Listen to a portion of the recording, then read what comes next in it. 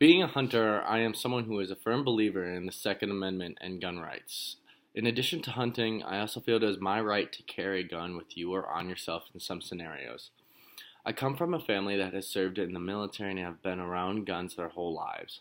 I have much to lose in a scenario where guns are recalled or bought back by the government.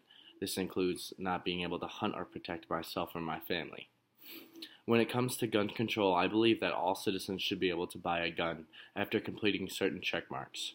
For instance, I don't believe felons and inmates should be allowed to purchase a gun or firearm if their offense was deemed too violent. I also think that those with certain mental illnesses shouldn't be allowed to purchase a gun either. As someone who works with clients who are mentally unstable, many can flip a switch in a moment's notice.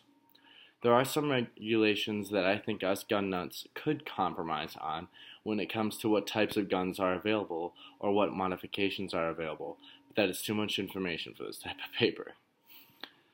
Leah Labresco, who is my source for this dialogue, is a writer for 538 and found that 2/3 of gun deaths were suicides. This is important because it shows that gun deaths are because of various reasons, not just murder or mass murder. Next, they found the next biggest set of gun deaths to be men aged 15 to 34 murdered, often gang-related incidents. The next set was the 1,700 women murdered at the hands of domestic violence. I think what these stats tell us is what we are regulating and coming up with laws that won't protect the larger amounts of people affected by gun deaths.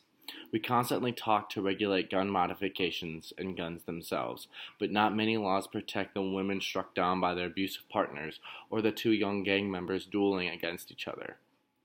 Everybody requires different protections, and personally I don't think a sweeping declaration of no guns and buybacks from the government will work here in America like they have in Australia. How do we identify the woman in distress or the young men caught in the never-ending cycle of the ghettos or gangs? That is how we truly start putting an end to gun violence, when we can identify the people who are at highest risk. Older men are actually those who make up the largest amount of gun suicides.